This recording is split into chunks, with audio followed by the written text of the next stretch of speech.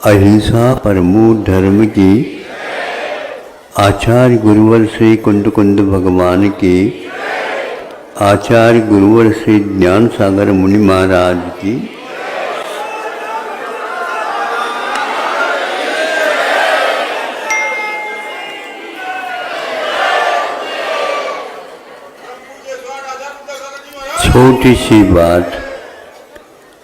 छोटी सी बात हमने, किंतु उसकी गहराई के बारे में सोचें, ज्ञात होता है।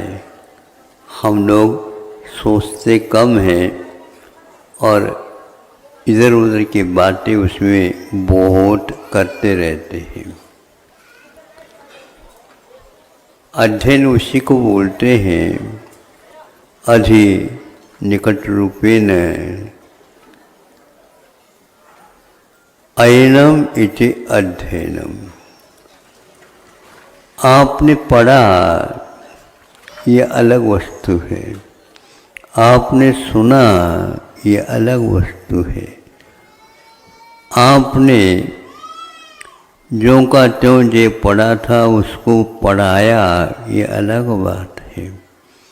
किंतु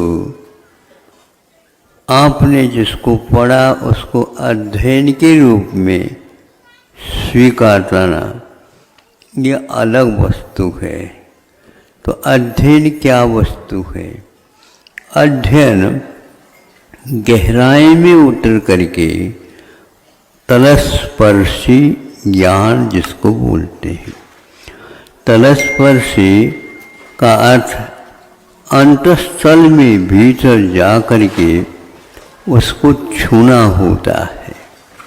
आज अध्ययन के क्षेत्र में भले अध्ययन कह दे, किंतु उस तलस्पर्शी ज्ञान को प्राप्त करना बहुत कठिन होता है और बहुत कम संख्या में ये उपलब्धि होती है। सारहीन वह अध्ययन के अभाव में वह पढ़ना लिखना पढ़ाना आदि आदि माना जा सकता है।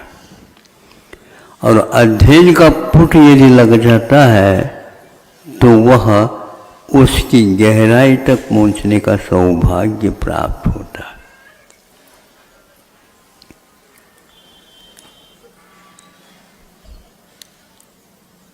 चाय के पत्ती के बारे में आपको परिचय देने की कोई आवश्यकता नहीं है, क्योंकि आप लोग सब प्राय करके परिचित हैं।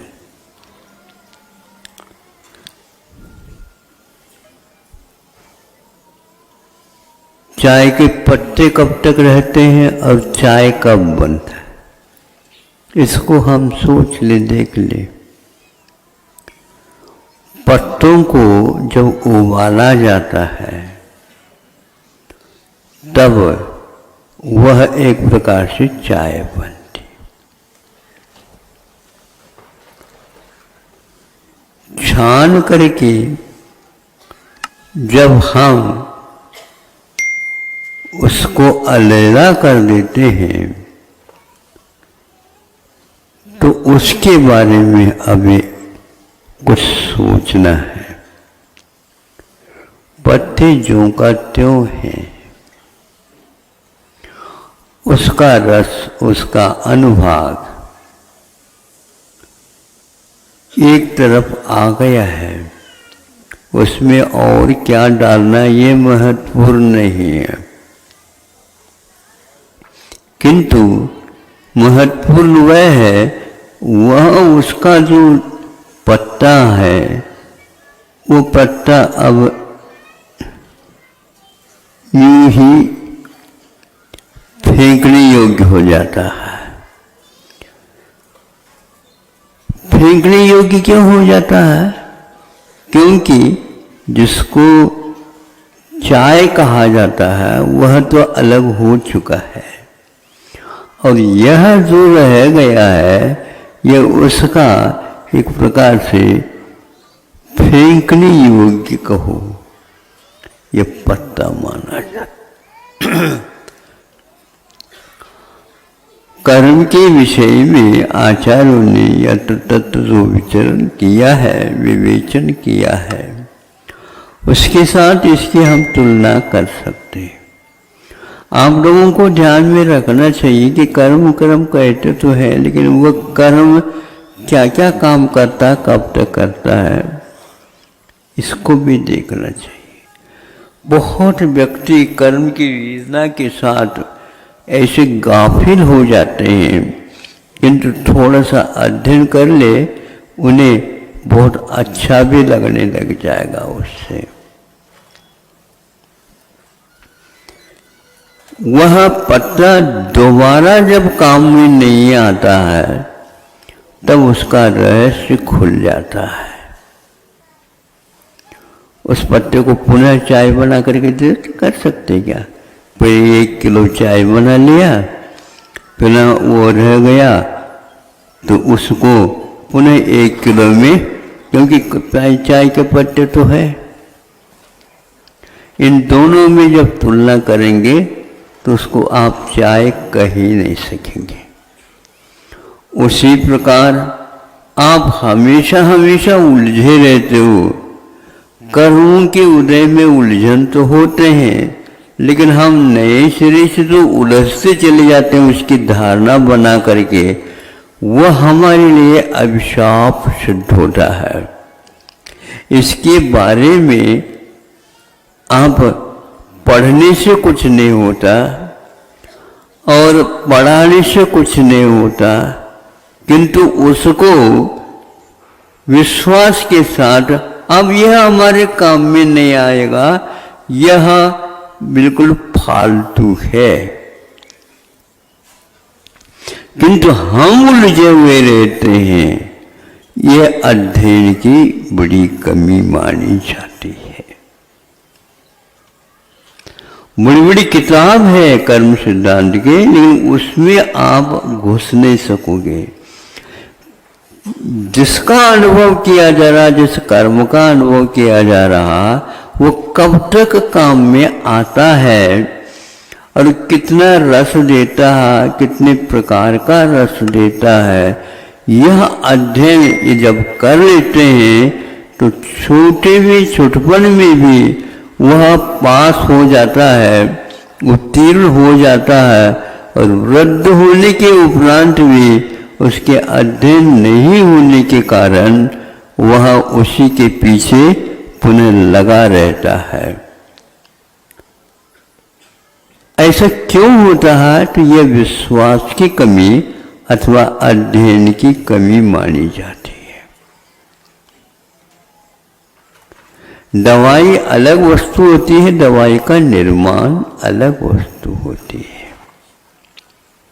निर्माण होने के उपरांत भी उसमें असलियत कितनी आई है और उसमें ऊपर ऊपरी कितना बना है, ये सारे के सारे अंश हमारे बुद्धि से परे रहने से हम उसके बारे में हमेशा हमेशा त्रस्त रहते हैं, पीड़ित रहते हैं। ऐसे क्या पता कौन से कर्म हमने कब किया, हमें तो लगता है हमने कुछ किया ही नहीं।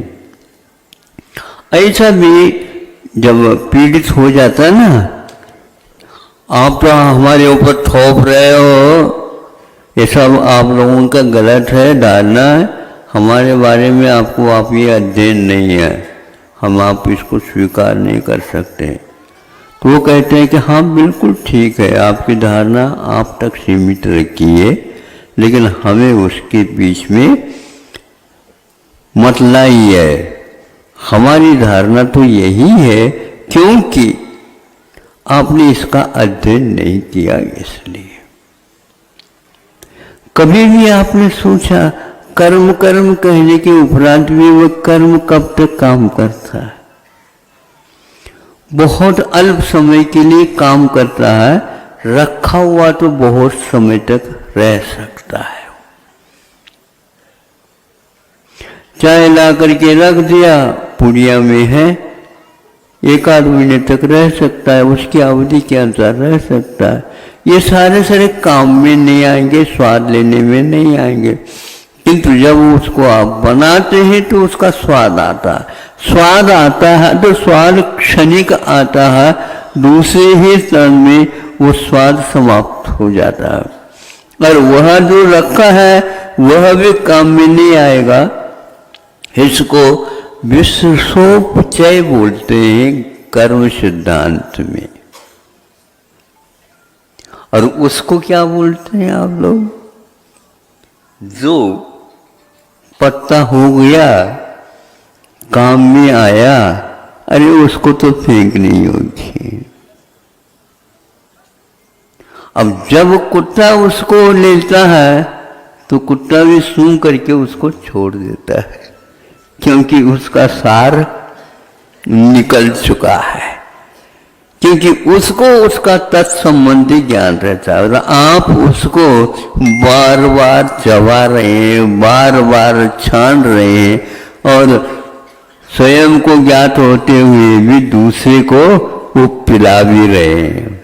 सुना है हमने, यदि गलत है तो गलत हो सकता है, क्योंकि आप ही लोगों के मुख से सुना है। कुछ लोग एक बार चाय बना करके भी दोबारा उसमें कुछ मिला करके रंग रोगन वगैरह, और उसको दोबारा आपको पीछे ही ये स्ट्रांग है तो आप ले लेते, आप ले लेते हैं। या अध्ययन की कमी है या लोभ के कारण ऐसा होता है। तो लोभ प्रकृति तो कर्म की प्रकृति तो है, लेकिन उसको कर्म प्रकृति कहेंगे, और लोभ जो आप कर रहे हैं वह अध्ययन के कमी के कारण ऐसा कर रहे हैं। आप गहराई तक और पहुंचिए। जब ये ज्ञात हुआ ये क्षणिक निकल गया, वह सोपचय यानी पत्ते के समान हो गया, तो पत्ते की ओर देखना ही बंद कर देते। उसी प्रकार आप लोगों को कर्म की ओर देखना नहीं चाहिए, कर्म को देखना चाहिए, लेकिन अब कर्म की ओर देखने की कोई आवश्यकता नहीं, क्योंकि वह अपना रस दे करके जा चुका है। अब हमारे लिए वो दोबारा काम में नहीं आएगा। तो इस प्रकार यदि आप सिद्धांत को अपनाते हैं तो वह अपना रस भी कम कर देता है और विश्वास बढ़ा देता है और धैर्य की एक उत्पत्ति भी करा देता है। आपके पास धैर्य आ जाता है, ये दोबारा मेरे पास नहीं आ सकता, ये हमारी गलती थी, अब नहीं गलती करूंगा, तो वह निकल गया। अब इस प्रकार उससे दूर हो सकते हो। और जो इसके बारे में लगा है तो दुनिया से सब हट करके काम करेगा वो, क्योंकि दुनिया के साथ तो हमारा कोई संबंध है ही नहीं, किंतु यह फालतू हम मान लेते हैं, स्वीकार कर लेते हैं। यदि आप जिसके साथ संबंध वो बार बार जिसके बारे में आप सोच रहे हो, आप सोचते रहो, उसने तो आपके बारे में सोचना बंद कर दिया जब से यह सिद्धांत ज्ञात हो गया। कई स्थानों पर आप लगा सकते हैं, किसी के यहाँ किसी की गमी हो गई, पुत्र रत्न का अभाव हो गया, मान लो मरण हो गया, अब सारा परिवार वर्षों तक उसी को याद करते हुए वह उलझता रहता है, किसी बात में उसको रस नहीं आता। अब हम पूछना ये चाहते हैं, जब आपका संबंध उस लड़के का के साथ था, वो लड़का भी का संबंध भी तो अभी रहना चाहिए आपके साथ। वो एक आध बार आकर के कह दे, और आप तो उसको बार दिन याद कर रहे हैं, क्योंकि उसका संबंध आपके साथ पहले था, अब संबंध छूट गया। अब संबंध जब छूट गया, दूसरा कर्म उसके जीवन में आ गया, दूसरी पर्याय उसके जीवन में आ गई तो आ गई, तो वह आपको भूल जाएगा। और चूंकि आपके साथ उसके साथ मोह आपका अभी भी जीवित है, इसलिए वो बना हुआ रहता है। अब इसको हम कुछ भी नहीं कर सकते। इस प्रकार कर्म सिद्धांत को जानते हुए भी हम यदि उन वस्तुओं के साथ मोह रखते हैं तो फालतू ही उस चाय के पत्तों में अटके हुए हैं। वहां चिपक ही नहीं सकता, रस दे ही नहीं सकता, वह आपके लिए कुछ भी अब नहीं रहा है। अब मान करके आप चलते तो चलो। वैसे कब हम अतीत को वर्तमान मान करके चलना प्रारंभ करते हैं। एक बार गलती हो गई, मान लो दंड मिल गया, उसी को याद करो। याद क्यों करो, अब वो तो चला गया। दंडित हो जाना और दंड का अनुभव करना बहुत अंतर है। मैं दंडित तो हुआ, लेकिन अभी मैं दंड अनुभव कर रहा हूं ऐसा नहीं, क्योंकि उसका संबंध हमने छोड़ दिया। अतीत के साथ जुड़ने से, उस पदार्थ के साथ जुड़ने से जो जुड़ा हुआ है ही नहीं, इसको अध्ययन की कमी मानते हैं, अथवा अध्ययन के साथ साथ में विश्वास की कमी मानते हैं। जिसका विश्वास बहुत ही सशक्त बनता है, दृढ़ बनता है, उसमें भय की कमी आ जाती है, क्रोध की कमी आ जाती है, मान की कमी आ जाती है, लोभ की कमी आ जाती है, संग्रह की कमी आ जाती है। क्या क्या नहीं आती है, सारे फालतू वस्तुओं का साथ बिल्कुल दूर हो जाता है। पुनः वह उसको संबंध नहीं रख सकता, पुनः उसका फल उसे मिल नहीं सकता, पुनः वह आपके पास आकर के वह चिपक नहीं सकता। पेड़ से फल का नीचे उतरना हुआ, अब आपके पास कोई रसायन हो तो उस रसायन के माध्यम से, उस टहनी से, डाल से पुनः उस आम को आप पूर्ववत चिपका करके दिखाओ। किसी भी रसायन में यह साइंस ने शोध किया हो तो हमें बता देना। किया है? नहीं है? करके देखो, करके देखो। जब कर नहीं सकते तो साइंस वह अधूरा है, और यहाँ पर वह यह अधूरा नहीं पूरा है।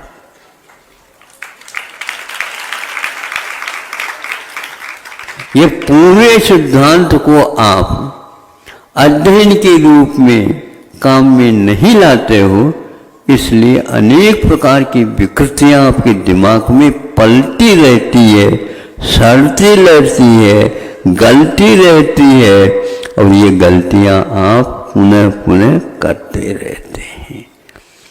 तो आप अध्ययनशील बनिएगा, पठनशील तो बन गए। आप अंक लेकर के तो आ रहे हो, लेकिन उस अंक में, उसकी गोद में और जाने का प्रयास करिए। अभी आपको बहुत पढ़ना शेष रह सकता है, लेकिन अभी आप अध्ययन को प्रारंभ किए हैं क्या नहीं, इसके बारे में संदेह हो सकता है। और यदि उसमें कमी है तो आज से ही प्रारंभ कर लीजिए, आज से ही प्रारंभ कर लीजिए। कई व्यक्तियों को जो पढ़े हैं, लिखे हैं, बहुत अच्छे अंक लेकर के आए हैं, किसी भी कंपनी में उनको सर्विस मिल जाती है, किंतु बहुत दूर से उन्होंने उनको मांग की थी और वो चला गया, और वो देखा ठीक है हम आपके यहाँ कंपनी में काम करेंगे, हाँ आपको ये काम वो दिया जाएगा और यह वेतन आपको दिया जाएगा। ये हो गया, 2-3 महीने हुए नहीं और तलाक देने के लिए तैयार हो जाती है कंपनी। तलाक समझते हो? जिसको आपने स्वीकारा था और आपको उसने स्वीकारा था। और वह क्यों, क्या बात हो गया, आपने तो कहा था ऐसा ऐसा। कहा तो था, लेकिन आप वो चाय के पत्ते हैं जिसमें कोई रस नहीं विद्यमान, क्योंकि आपके पास अध्ययन नहीं, अनुभव नहीं है। इसलिए हमारे कंपनी में तो आप अब काम नहीं कर सकते। तो फालतू आपने धारणा बना ली थी कि हम यहाँ सर्वश्रेष्ठ एक व्यक्ति काम करने के रूप में नियुक्त हुआ हूँ। आज तक ऐसा हुआ नहीं था, लेकिन ऐसा भी आज तक नहीं हुआ था जैसे आपने मान लिया। आज का जमाने में, आज के जमाने में ऐसे व्यक्तियों की संख्या बहुत है और उनका अनुभव इसी तक सीमित है, आगे नहीं है। कर्म सिद्धांत के बारे में भी आप लोगों ने बहुत कुछ पढ़ा होगा, लिखा होगा, सुना होगा और किया होगा, किंतु अध्ययन के साथ आप चलेंगे तो आपको उसका फल भी मिलेगा। तो गुफाओं में बैठ करके, पहाड़ की चोटियों के ऊपर बैठ करके, वृक्षों के तले बैठ करके जब वर्षा यूं पूर्ण को पूर्ण करते रहते हैं, वो एक एक क्षण की ऑडिट करते रहते हैं, एक एक क्षण का अनुभव करते रहते हैं। तो फालतू उनके पास कुछ नहीं रहता, सारा का सारा पालतू रह जाता है, जिसका पालन करने से हमें वह बहुत कुछ अनुभव होने लग जाता है। जिसने साहस को अपना लिया, जिसने धैर्य को स्वीकार कर लिया, जिसको अब श्वास दीर्घ लेने की कोई आवश्यकता नहीं और धीरे धीरे लेने की भी कोई आवश्यकता नहीं, जिनकी श्वास की गति सहज हो जाती है और सहज हो जाती है, तो वहाँ पर एक साइंस आ जाती है। आयु कर्म की उदीरना रुक जाती उसकी और हम लोगों की फालतू खर्च होती रहती है। आप अनेक प्रकार के कार्य करेंगे तो वह आयु कर्म जिसको जीवन शक्ति है वह समाप्त होती चली जाती है, कम होती चली जाती है, फालतू होती चली जाती है और उस व्यक्ति का जो शांति के साथ वह निकलता रहता है। ये एक साइंस है, ये एक विज्ञान है, ये एक अध्ययन है। आज के साइंस के पास कर्म सिद्धांत तो है ही नहीं, लेकिन जीवन सिद्धांत भी नहीं है। इसलिए पूर्णायु की स्थापना यहाँ पर की है। आयुर्वेद, जो व्यक्ति आयु के बारे में वेद में अनुभव नहीं करता, वह व्यक्ति जीने का अधिकारी भी नहीं होता। जिएगा लेकिन शरीर के साथ जिएगा, शरीर से पृथक उसकी अनुभूति एक क्षण के लिए भी नहीं होती है। इसलिए आयु को समझने वाले का उपक्रम जहाँ पर चल रहा है, उसी को मैं समझता हूँ कि जीवन जीने के लिए जो सामग्री आवश्यक है उसके पास है। बाकी पैसा, कपड़ा, लत्ता और भवन आदि आदि जितने भी हैं वो रसहीन उस आम के बराबर है। आम का जब तक उससे जुड़ाव रहता है उसका रंग, रोगन, रस, स्वाद, गंध सारे आप देख लीजिए अलग आएंगे। आम टूट गया, टूटते ही उसकी उम्र समाप्त हो गई।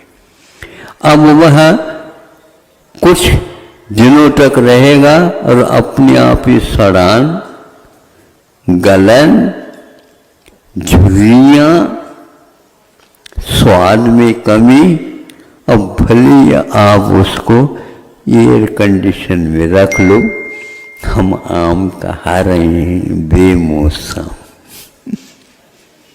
खाते जाओ। लेकिन दाल पर जो था पका हुआ वो उसका स्वाद और उसके स्वाद में बहुत अंतर है। साइंस आपको आम को एयर कंडीशन में रखने को सिखाता है और उसको विज्ञान जो सही विज्ञान है वह कहता है हम आपको स्वाद दिलाते रहते हैं, स्वाद दिलाते रहते हैं। आप इसको याद करो, स्वाद अलग होता है और एयर कंडीशन में सुरक्षित रहना अलग होता है। एयर कंडीशन में रखने के उपरांत भी उसमें परिणमन होता रहता है। और सुनते हैं उस फल में, उस सेब इत्यादि फल में भी क्या आता है, यह रोग भी आ जाते हैं और उसका परीक्षण भी किया जाता है। तो रुग्णता को आप खाने वाले हैं तो यह विज्ञान नहीं कहलाता है, ये तो एक प्रकार से कषाय के अंतर्गत आ जाता है। ऐसा ही जीवन जी रहा है विश्व।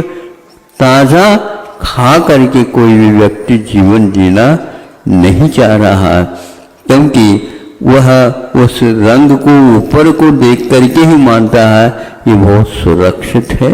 नहीं, अपने यहाँ इसके लिए कहा जाता है बासी है। बासी समझते हो? हाँ, तो बासी का अर्थ यह है वह पुराना हो गया है और खाने योग्य नहीं रहा है। भले ही उसको कुछ बघार वगैरह दे करके रख दो तो खा लेंगे लोग, लेकिन वस्तुतः है वह ताज़ा भोजन तो नहीं माना जाएगा। बड़े बड़े गोदाम वगैरह हमने देख लिए, वहाँ पर स्टोर बनाए रखा है, लेकिन कब का बना हुआ है कब पूछने की आवश्यकता नहीं, सब बासी है। वो रोग जो हो रहे हैं उन बासी खाने से ही हो रहे। इसी प्रकार अध्ययन के विषय में भी बासी हो सकता है। उसको आप अभी समझ नहीं होने के कारण ज़्यादा तो नहीं कह सकता, लेकिन इस बासी की कथा भी बहुत कुछ लंबी चौड़ी है, होती जा रही है। लोग इसके बारे में अध्ययन नहीं कर रहे। गोदाम के बारे में तो अध्ययन कर रहे, लेकिन उसमें तोड़ करके जो रखा गया है वह कितनी उम्र वाला है ये कोई भी नहीं बताता। लेकिन आज ग्रामीण जीवन जीने वाले भी व्यक्ति ऐसे हैं जो कहते हैं कि अब यह 2 दिन के लिए खाने योग्य है, इसके उपरांत यह हमारे जीवन में विकार पैदा कर देगा। फिर भी विज्ञान यही कहता जा रहा है कि हम ताज़ा ताज़ा खा रहे हैं, नहीं सुरक्षित आप मान करके उसको ताज़ा कह रहे हैं, लेकिन दाल से तोड़ने के उपरांत नहीं। धान इत्यादि जितने भी रहते हैं उनकी भी एक उम्र रहती है, उनकी भी एक सीमा रहती है, उनका भी एक स्वाद रहता है। समय ज़्यादा हो गया है, इतना ही पर्याप्त है। आप कल से बंध चुके हैं और आपको एक प्रकार से जो सौभाग्य प्राप्त हुआ है उसको काम में लाना है, अथवा अध्ययन में लाना है, अथवा उसके रस भाग को चखने का अभ्यास करना है। इस प्रकार करने से आपके कषायों के जो उत्पत्ति है अथवा जो बना हुआ बंधा हुआ है उसमें भी कमी आएगी। इस कमी के कारण आपका जीवन एक प्रकार से जीवन के रूप में परिणत रहेगा, नहीं तो वह बासी के रूप में ही काम में रहता रहेगा। ऐसा आप कह सकते हैं, मान सकते हैं, सोच सकते हैं, विचार कर सकते हैं। फिर बाद में आपको इसके बारे में पश्चाताप भी हो सकता है। पश्चाताप के साथ जीवन जीने की अपेक्षा से उस ताप से मुक्त होने का प्रयास आप करेंगे और इस जीवन के रहस्य को समझने का प्रयास करेंगे। अहिंसा परमो धर्म।